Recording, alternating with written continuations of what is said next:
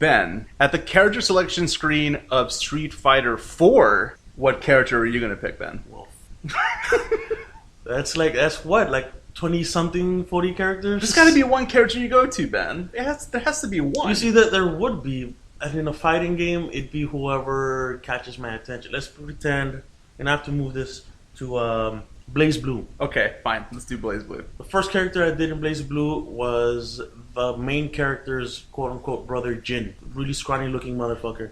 All right. He looks a little weird, but I liked his thing because he like manipulates ice. Mm-hmm. He fights with a katana and whatnot. And he's a quote-unquote edgelord.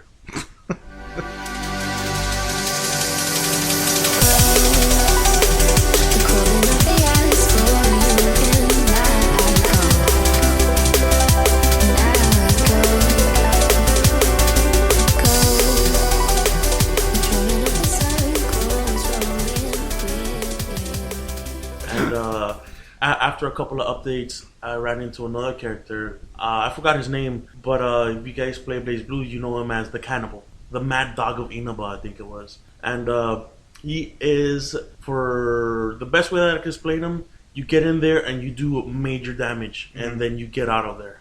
He's kind of like a berserker almost. Cool. Had this been, you're in a 4-player game, who do you pick? I would probably go for a tankier character. Okay. Support. So in Blaze Blue, who would that be then? But you see, that's the thing. That's a 2-player versus. Oh, let's pretend we were moving to a hero-based shooter. A hero-based shooter. Okay. So Overwatch, at the character select screen, who are you gonna pick? Tanks. Okay, and who's the tank for you? Oh boy.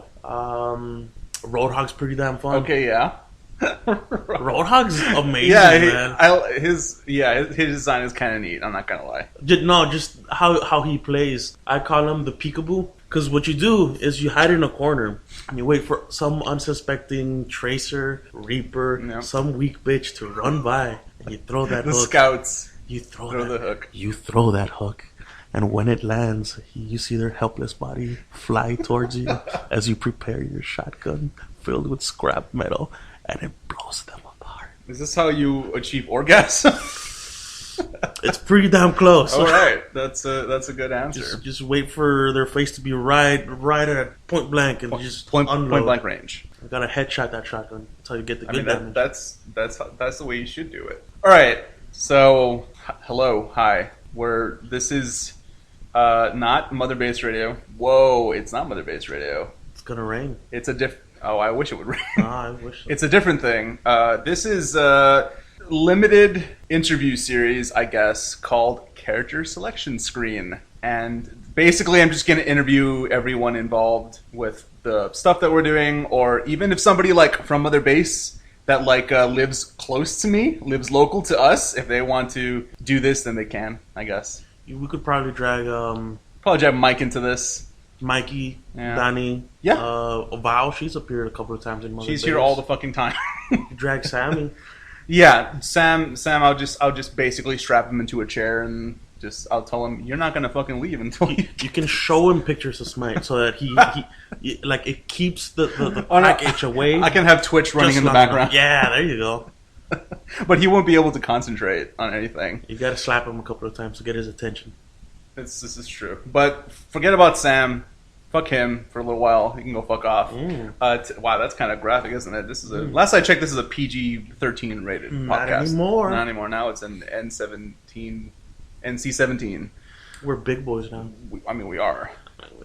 So today I'm talking to Benny. Hi, Benny. Hi. Good morning. Actually, it's still morning. Semi-afternoon, semi-midday? It's midday, sure, because it's not noon yet. So we got about 20 minutes or like 30 minutes until noon.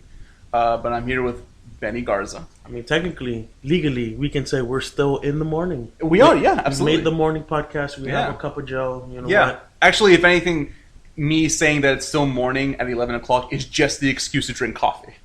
Not that I need an excuse to drink coffee. There's always the late night cup of Joe. Or the keep that game going. You know, the 5 a.m., the 9 o'clock, the 3 in the afternoon.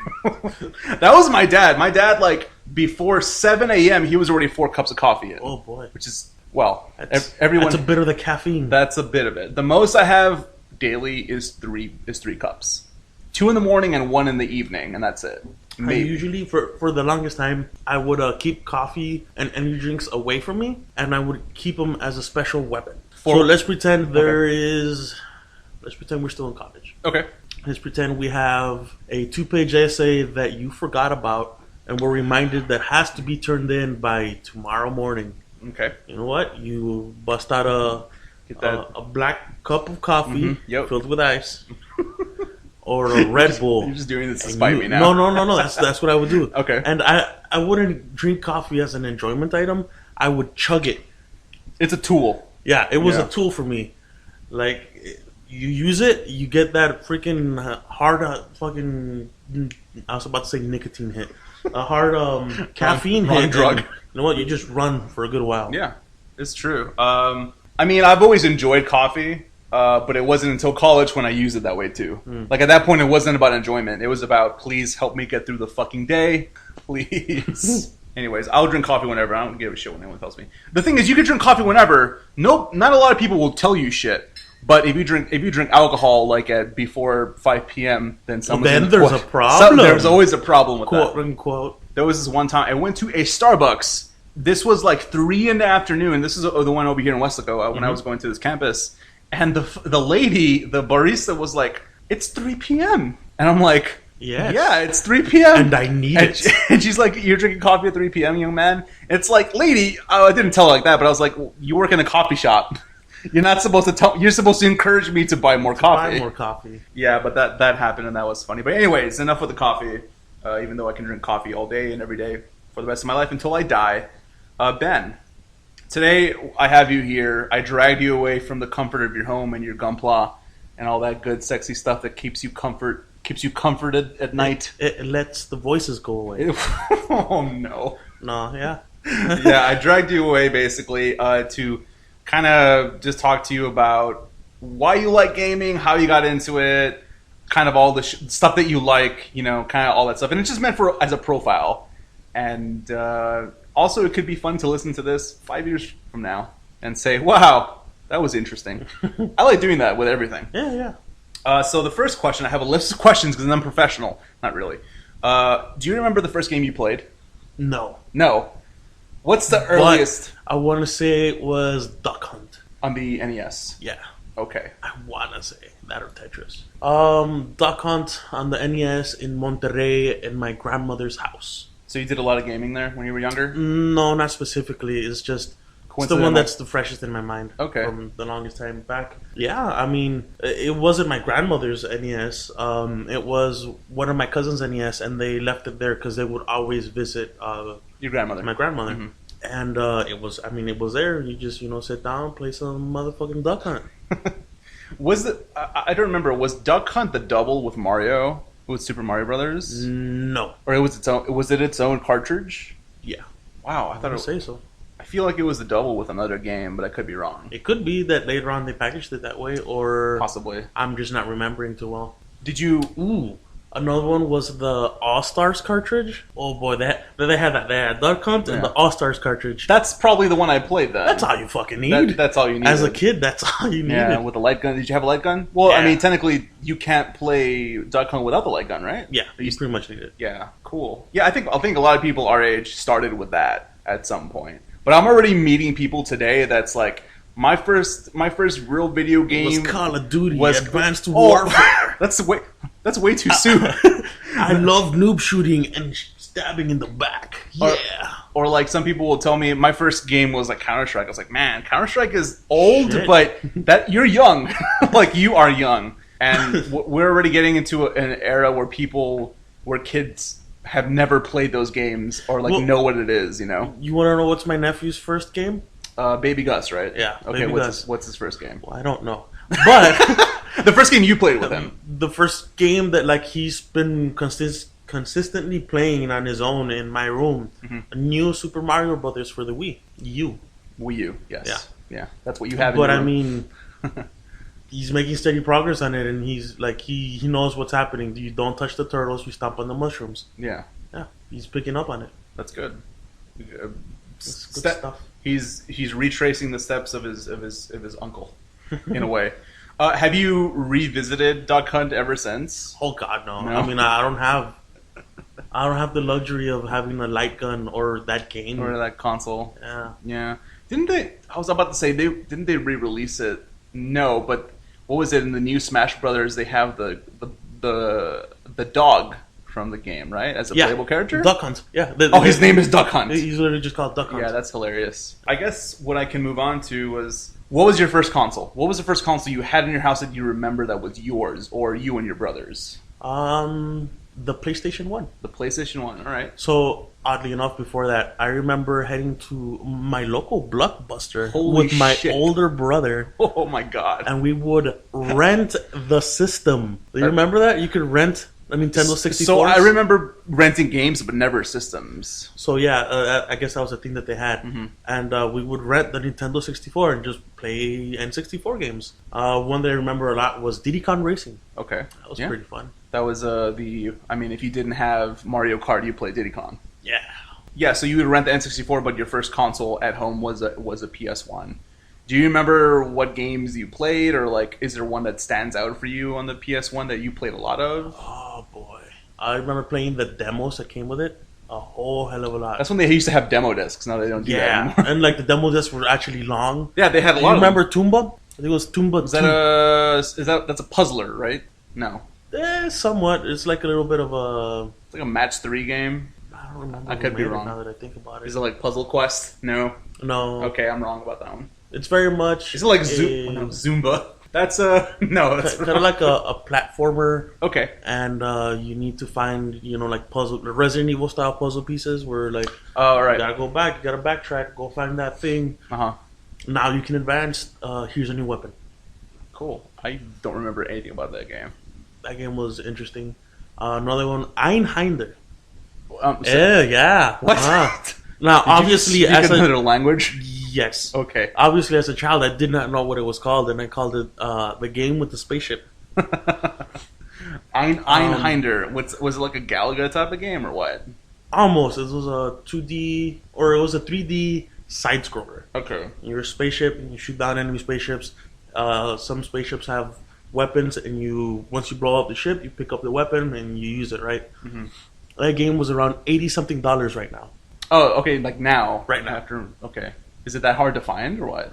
I guess so. Well, I mean, obviously it's a PS1 game. It's not being made anymore. Yeah, it's considered a classic at this point to an extent. Yeah. Did they have sequels to it? Do you know? I don't think so. Who made the game? Do you remember that either? I don't even know. Okay. No, that's a distant memory, but that game was fun. Yeah. Yeah. What was the console that you got afterwards? Was it just a PS2 or did you move on to like an original Xbox? Because obviously that was the next era. So I remember my brother at a certain point he started working. Of course, he's my older brother. Yeah. He bought the PS2, but that was his. Mm-hmm. My little brother and I, we had the PS1. He had the PS2, and at one point for Christmas we got the Xbox with Jet Set Radio. Jet Set Radio Future. Yeah. Fuck, that game had funky ass tracks. Mm-hmm. The game was really fun. It was very unique for its time. Mm-hmm. That was a good alternative to like Tony Hawk. Yeah. Like the art, like everything about it. It wasn't even trying to be a Tony Hawk game. It was trying to be like its own fucking thing. cel-shaded anime. Yeah. It was set in Japan, right? Yeah. It was set in Tokyo, Yeah. right? Yeah, I remember. Okay, so the next question I'm going to ask you is, what's the game that made you realize that gaming was more than just a toy or a fad? Like, do you remember whatever game made you think, this is my thing. I'm going to be playing this. I'm going to be doing this for a good portion of my life. It's kind of it's not a general thing that like I did that made me notice it. It's the fact that I wasn't asking for toys anymore. I was just like asking for video games. I was asking for video games, and like most of the time I would have to consider like, what's a video game that won't get me in trouble? And it's mainly because, well, if I bought a video game and if it was fun enough, I'm gonna have to share it with Danny. Yes. So it can't be a single-player video game. Yeah. It has to be a two-player video game. Or more, of course. Yeah. But yeah.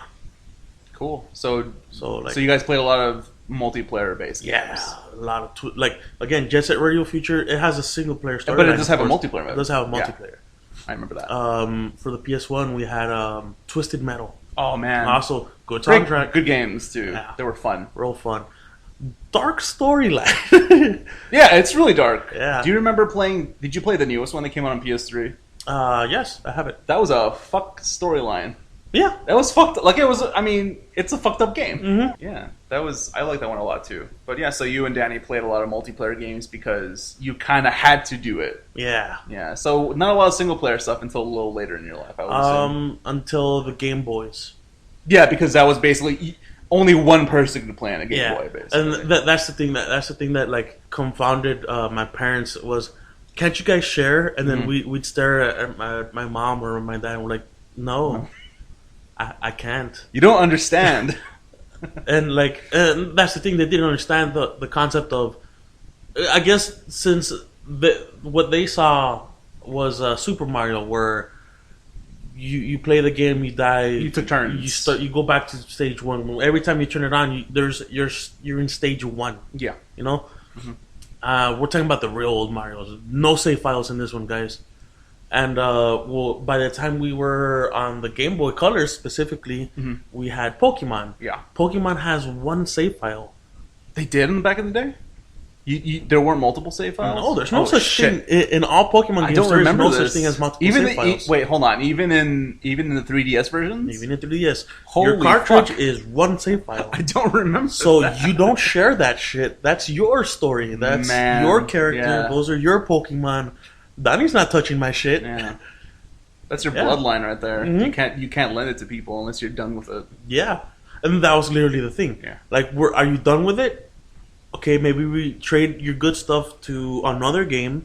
We start the game, maybe pass it to someone else, or play it again and get another set of legendaries. Gotcha. That was the grind. So yeah, a lot of multiplayer games growing up then because you had to play with Danny all the time. Yeah. So I'm going to ask you, I guess, a little more of a personal question, but do you think that you and Danny would have bonded if you didn't have video games? Like, would you guys have bonded over something else if you didn't have that? We're brothers. Yeah, of course. And we were like the two younger ones, so we were always together. And yeah, I'm pretty sure we would have found something. But I'm happy that it was video games because shit, there's a whole variety of them. Yeah, absolutely. And there's a whole different bunch of them. Like nowadays, we're all grown up, and we have like a type of thing where. Like there's a game that both him and I like, and we'll stare at each other and go, "You want to buy it or do I buy it?" And he'll go, "You buy this one. I'll buy the next one. I'm waiting for something else. Oh, okay. I'm waiting for Hatsune Miku." Hatsune Miku. And I'm like, you know what? Fine. You take your Hatsune Miku. I'm not gonna end up playing that. Yeah. I'll play this. Or he'll buy a Far Cry, and it's like.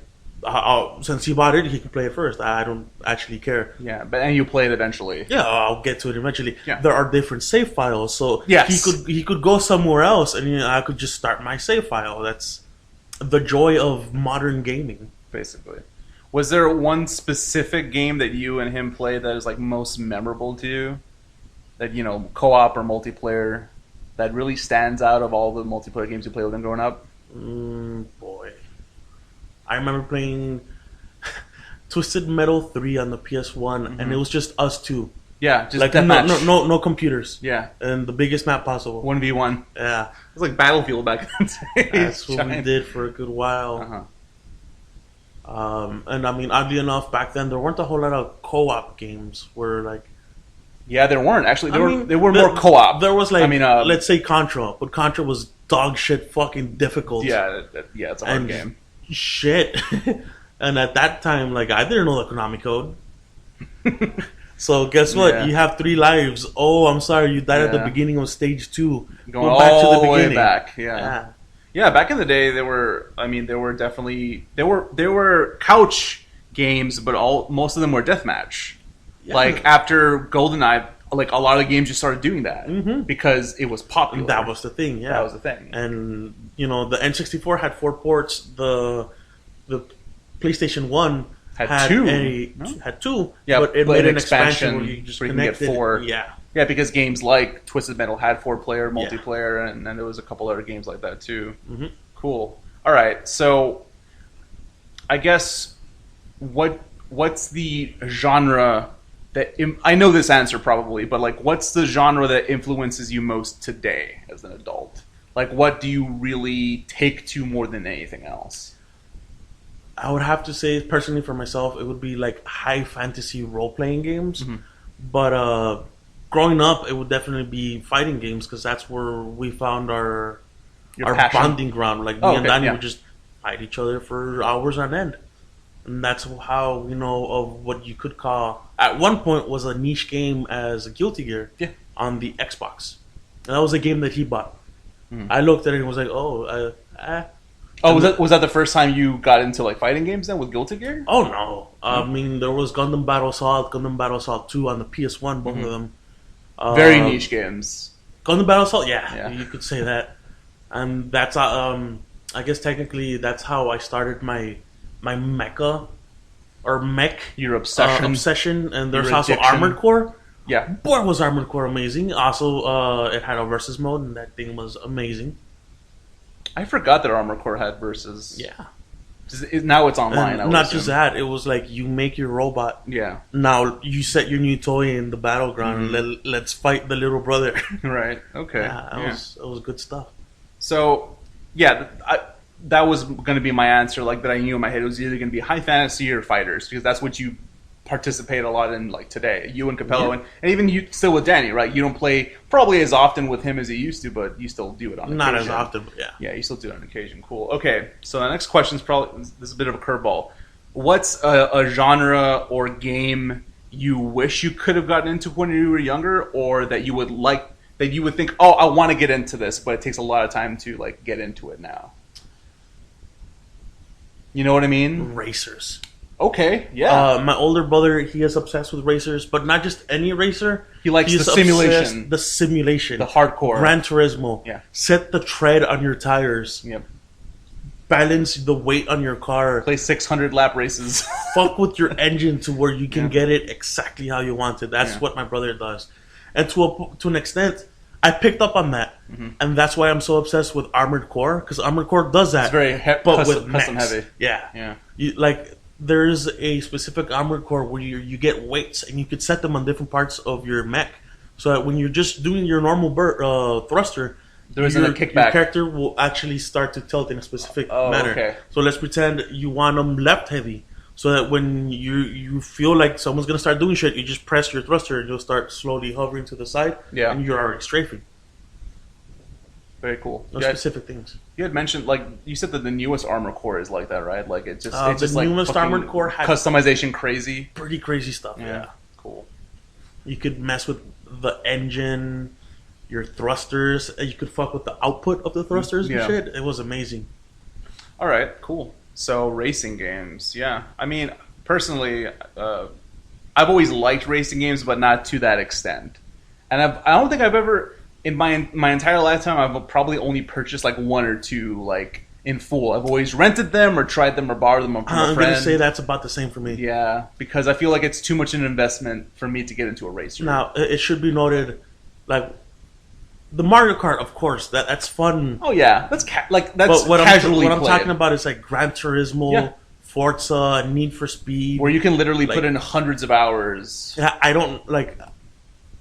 don't specifically care what's the difference between a Nissan and a Volkswagen. Sure, as long as it goes fast. Yeah, and it looks cool. Yeah, that's what matters. And like, I guess that's your aesthetic or your thing, you know. Yeah, that's your thing. And that's the thing for my brother. My brother is a gearhead. You know, he loves cars, messing with cars and everything. Yeah, cool. Yeah, racing games are definitely they're a lot like fighters, where like they're kind of easy to maybe play at the beginning, but if you really want to get into it and make it rewarding, you have to learn it. Yeah. And a lot of people might like think races are easy, but they're not. Especially simulation ones. They're not. Those are not like Need for Speed, where you can just get into it and finish the game and be like the coolest motherfucker on earth. No, you're literally at learn the bottom weight of the food your chain. car, learn Yeah. the acceleration, how much Basically. drift your car would get. Is it raining? Yeah. Fuck. Now you got Now you to have think to about worry your about- tires and Yep. shit. Yeah. Yeah. I don't know if on the last podcast we talked about the new Forza a little bit, but the new Forza looks really good. Horizon 3 takes place in Australia. That's definitely a thing that's been getting my attention. Like Yeah. the most recent car games or specific, They're getting better. they look beautiful. They do. They look amazing. Forza Horizon 3 looks great. Fuck, I can't get into them. Yeah. Well, Forza Horizon 3, I know we're kind of going off a bit on a tangent, but Forza Horizon 3 is still the simulation, but it still feels like an arcade racer. Mm-hmm. And you have a good PC, so it's on PC now too. So maybe it's worth looking up a video or something. Taking a quick look. It looks fucking cool, man. Even I'm kind of like, man, I wish I had a PC that can run that game. It looks fucking beautiful. All right, so I'm gonna ask you the most obvious question, and I'm going to try to round it out because I know it's very hard to answer this question. Mm-hmm. Do you have a favorite game? Not like definitive favorite, but like what's a favorite that comes to your mind right at the top of your head? Yeah, it's still Like it's still a little Fable? hard. Fable 2? You talk a lot about Fable, actually. Those games are fun, man. Yeah. And again, it's that high fantasy, bullshit where like but also has a sense of humor to it too. Yeah. Chicken chaser, Chicken chaser. an arse face. I still have that shirt somewhere. Yeah, I have a chicken chaser shirt that I Chicken got at PAX 3 years ago. Because what Fable game was it? Was it Fable Legends?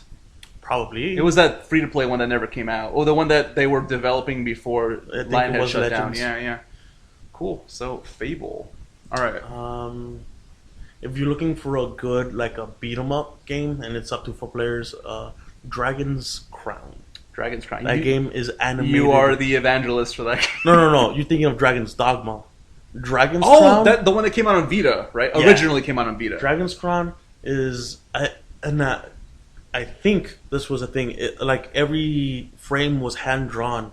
Yeah, I think And so. that game Looks incredible. beautiful. Yeah, artistically, it's one of the best looking man. games on Vita, Yeah. at least. Yeah. hmm They also made along with the Vita, they made a PS3 version. Yeah, they did. Where you could It was put your cross saves and It everything. was cross buy Cross-save. and cross save, Yeah. if I'm not mistaken. All right. Well, Ben, I think the last question I'm probably going to ask you, because we're trying to keep this A decent time. a decent time. Also, the podcast this week, if you notice, was basically nearly 2 hours again. Mm-hmm. Yeah, and I could only cut out so much of it. But anyways, the last question I'm going to ask you is: do you think you'll be playing games for the rest of your life? Probably. I mean, Did you ever think that? Did you never know a point that you were always going to play it, or did you ever think? Did the question ever come up in your mind that I wonder when I'm going to stop playing games? I think that's the best way you can put it. It's not, am I going to continue? It's, is something going to happen that's going to stop me from playing games? Yeah. Like, am I going to suffer a hand injury? I can't hold Sure. the control anymore. Or, fuck, I can't use my money for games anymore. Yeah. I have to do other stuff. Other stuff in life, or lose Yeah. interest. Or just lose That's interest. something that But can I mean, totally happen. with the new quote-unquote innovations that are happening with, VR and stuff. Indie games kind of coming up on the games rise. always, yeah. There's always something interesting to play. Mm-hmm. Yeah, I agree with you there. All right, yeah, I think that's good. So Ben, you have been our selected character today. You've selected Benny. All right, Ben. Well, thank you. Oh, go ahead. A perfect dramatic pause. That was. I mean, look at that long line of nothing right there. That was a on pause Audacity. for effect. It was a good effect. But I think we're good. Thanks, Benny, for coming in and taking my stupid questions. No problem. And I think I'll probably do Capello next when we get a chance. But yeah, thanks for listening and have a good day. And I'll see you probably this weekend, Ben.